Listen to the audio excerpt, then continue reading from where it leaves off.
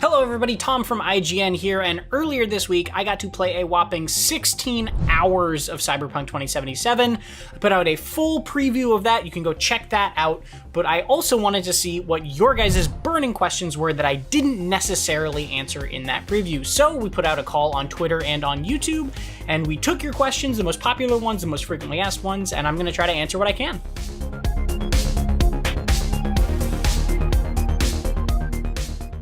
Kicking things right off, probably the most popular question we got was, what is driving like in the game? That's not really something I talked about during the preview itself, but it's a totally fair question because you are going to spend a lot of time driving around Night City, and it just didn't sort of strike me as very notable, I guess, is my impressions of it. It wasn't bad. It wasn't like, Gran Turismo. You're not gonna, it doesn't feel like a crazy, crazy driving game or anything like that, but it felt smooth enough. I enjoyed just kind of seeing the sights. The interiors of cars and the looks of cars are really, really immaculately detailed. Notably, I spent most of my time driving cars in third person and then motorcycles in first person, and that's mostly a personal preference. Like, I don't really like driving in most games in first person, but motorcycles, I felt like I actually really, really loved driving motorcycles even more than cars in this game because they were so agile, right? Like, you could get through little spots, you could go through twists and turns, you could weave in and out of people, and because Night City is a very dense city full of lots of roads, you're gonna be taking a lot of turns. Bilal DevTech on Twitter specifically asked if the driving felt slow, because it apparently looked slow in some of the gameplay previews. Some of the earlier worse cars you drive are definitely slower, but at one point I stole a really, really high-end sports car, and that was going much, much faster in a much more noticeable way. So it's going to vary throughout the game.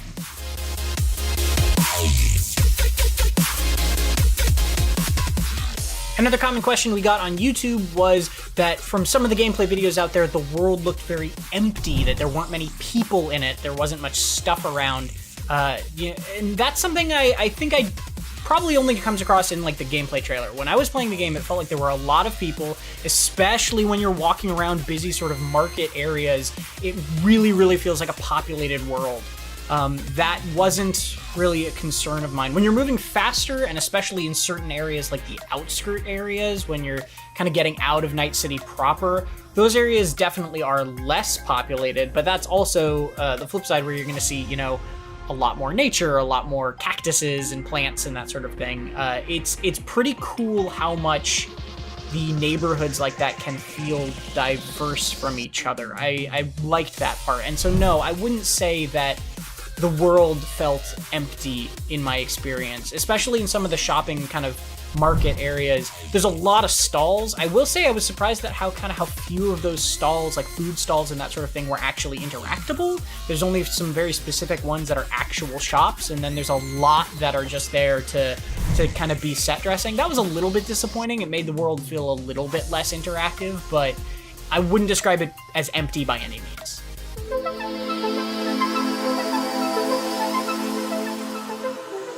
A very popular question from our YouTube was from Daniel Harrison, who asked, how dense would you say the verticality is to this game, i.e. how many of those skyscrapers are explorable? And that was similar to another question from Adam Garcia, who also asked how many interiors are accessible, buildings, rooms, not necessarily separate cells.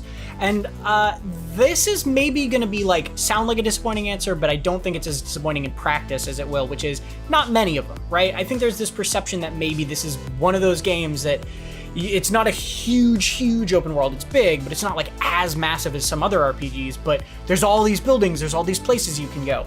Most of the buildings, like in many city games, are not actually enterable at any time. And similarly, when you get in an elevator to go up to a certain floor on a skyscraper, like your home, for example, in the skyscraper where your apartment is, you usually only have like one or two button options in terms of floors you can actually go to at a given time, right? This is not going to be a game where you can go into absolutely every building, see absolutely every floor. But the reason that's not much of I don't really see that as a terrible thing is because A, what would you be doing in all those buildings with no reason to go in them anyway, I guess? And B, I did find a lot of locked doors that were probably going to be used for certain other quests. So the advantage of the verticality and kind of the scope of Night City is not just, oh, you can go into every building, but, oh, a quest can send you into any building, right? That's a very important distinction, is that you could get a quest that sends you into a building you've never been in that was 2 blocks down from where you started the game, and suddenly it's a completely fresh area and familiar territory.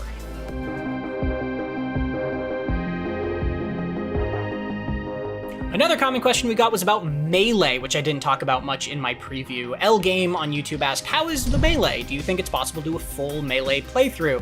And Blake James also asked, how is Melee combat, katanas, etc.?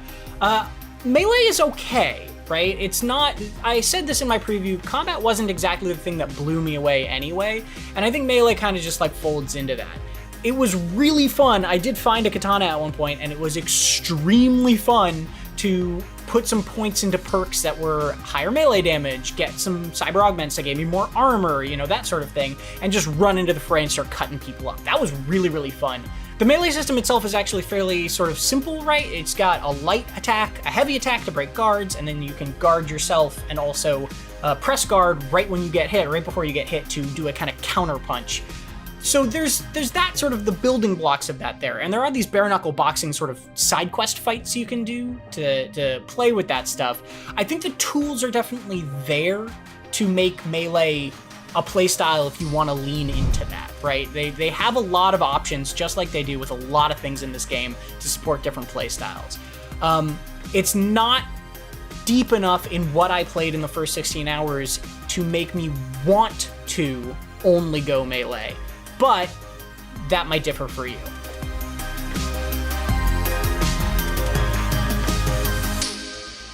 Another common question we got was about life paths. Specifically, Jack Jones asked, how significant is your life path choice? And Sloan asked, how often do you wonder how different the story would be if you had chosen a different path?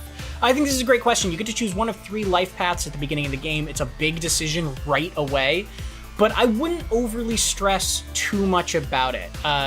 The life path determines the very, very, very beginning of the game. You kind of get a very customized intro. And then the feeling I got from after that, and obviously I haven't played through the whole game, so I don't know the major impacts if it comes into play later, if other stuff differs later. But basically what it was is that I then got different unique dialogue choices for that life path. So I went with the Corpo life path, and essentially what that did is anytime I was talking to suits, right, talking to like higher up corporation people, it made those conversations extremely easy for me. And not in like a bad way. It was like, oh, I knew exactly, my character was from this world, and I knew exactly what to say in that situation to kind of smooth the wheels a little bit, grease the wheels, and that was really cool to see that in action. I really do wonder, and to answer Sloane's question, yeah, like, if I wasn't the Corpo life path, some of those conversations would have gone really, really differently for me. If I had chosen the Street Kid life path, though, like, maybe I would have, you know, had those types of moments, but for other parts of the game. So I think there is a lot of flexibility there, but also I don't think that it's the type of thing where, like, it's gonna be 3 different games depending on what life path you choose.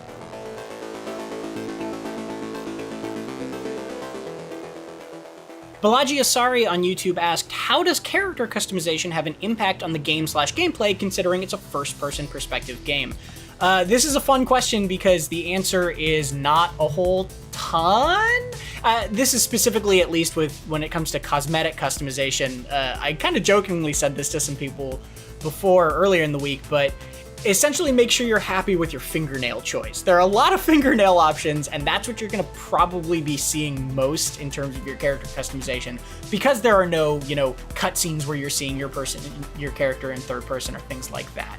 I did see my character every time I open the menu when you're equipping things, right? And you do see your character if you're driving in third person. So there's plenty of opportunities. Occasionally you look in mirrors, things like that.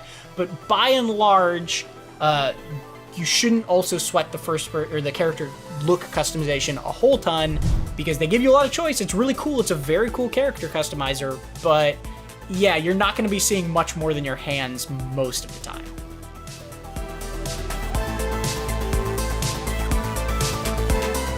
Jessica Starr on Twitter says, I'd like to ask about the class system. How much can you multi-class? Did you see respec options or perks, skills that feel game-changing versus just percentage increases? Yeah, these are all really, really important things that I didn't have a ton of time to touch on, and also I didn't get a ton of time to dig too deeply into in my 16 hours, because this is a deep game. To be clear, there's not really a class system, right? You don't pick, warrior or hacker or whatever. You just sort of pick the attributes that you want, and then you focus on upgrading perks in that way. The thing I really liked about this system is that it was extraordinarily flexible. Like, even if I put all my attributes into physical body, right, the stat called body, then I realized that kind of halfway through the game, like, oh man, I'm really hacking a lot. I'm really enjoying that. Your perks for hacking get experience points for that just by doing that thing. So even if you're not speccing into that skill, or you hadn't previously been, you'll still be rewarded for using it in a way that then empowers those skills more, and then you can start putting more attributes points into it and unlock more skills and stuff. So it's very, very flexible in terms of, if you want to be a big burly dude who also hacks a lot, or a really stealthy person who uses melee weapons, like, there's a lot of opportunity to mix all those attributes and perks together. And also, yes, I did think that there were, it's a healthy mix of percentage increased perks and really cool new things. Like, the cool stat has a perk that you can unlock called Cold-Blooded that gives you a buff that every time you kill someone, it gets a buff, and then you can increase that perk to have more stacks of that buff as you chain kills together, and then you can also increase what that perk or that buff actually does. So maybe it'll increase damage or reload speed or things like that. And you can, so there's cooler choices where it's like, that's both statistic improvements, simple stuff, but also it's a pretty cool new thing that is tangibly different given to you if you decide to go into that tree.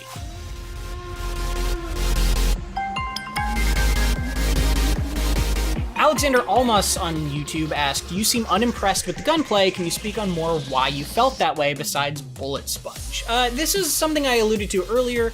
It's a little bit of a tricky thing to explain because it's a lot due to feel. Like, I felt like the weapons were just kind of fine early on, right? Like, they were pretty high recoil. It felt like enemies were pretty bullet spongy, could take a lot of hits, and there wasn't just a lot to wow me. What I will say is that and I do mention this in my preview, as I got deeper into that system, I started unlocking new abilities, new augments, new weapons that were kind of changing it up so that it was less just like a first-person shooter.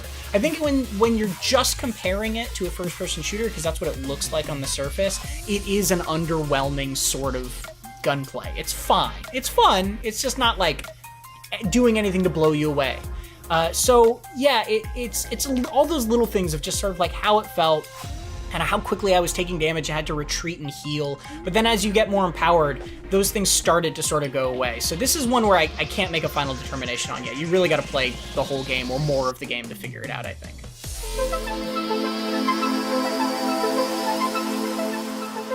Michael on Twitter asked, what's the difficulty like? This is a really good question. There were 4 difficulty options that I saw, going from basically story mode, where it's just super, super easy. I played on normal, which is the second from the highest, basically hard above it. And it was challenging at times. It really was. You got to be smart about how you play. This being an RPG, you're going to be quick saving a lot. I was saving before absolutely every single fight. There's going to be some save scumming involved there for some people, for sure, because it's easy to get overwhelmed and it's easy to make a mistake, or just kind of get caught off guard and get killed and you got to reload a checkpoint. That said, this also depends a lot on what sort of missions you're on, right? Because every mission has different levels. And so if you go into an area of Night City and start taking on gang members that are listed as a very high danger level on the map, you're probably going to get your butt kicked. And there are these enemies that are marked literally with a skull that are just like, this is too high a level for you, don't go near them, and they'll whoop you, really. But if you're sticking to, more lower level guys, or you're focusing on things that are within your level, it can be a lot easier. There are a lot of little random fights just scattered all over Night City, and if you just sort of jump into a random little one here and there, those skirmishes can go by pretty quick and be pretty simple. How it gets, progresses as you level up and deeper into the game and that sort of thing, I can't say. I only got 16 hours in to what feels like a very, very large RPG, but at least early on, it feels like there's a good mix of some easier missions and some pretty challenging stuff that's going to have you, saving often and being smart about how you play.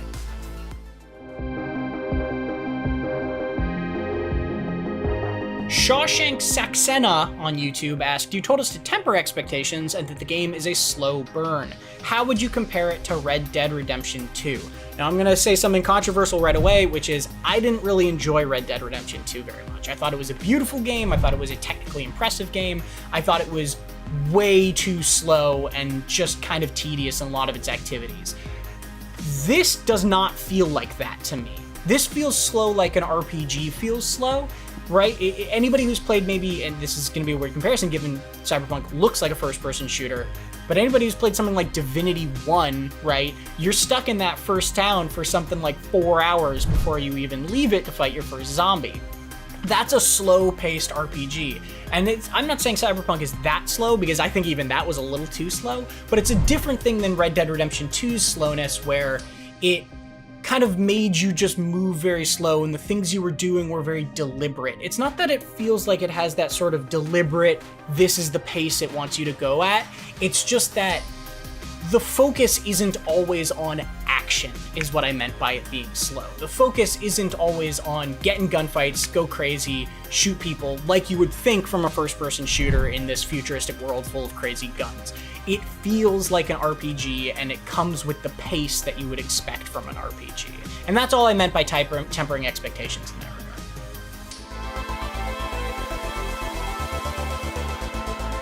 And finally, a quick one I wanted to hit was from House of Tides on YouTube, who asked, is there any indication that there's an endgame Skyrim-esque Radiant Quest content that repeats, continues, and is sort of infinitely replayable after the main story, that sort of thing? This is a great question. I just didn't want to leave it hanging, but I don't know. 16 hours in is hard to tell in what is probably going to be a very, very large RPG. I didn't see any immediate indication of that sort of thing, but obviously I was very, very early on, so, you know, we'll have to see when the final thing comes out.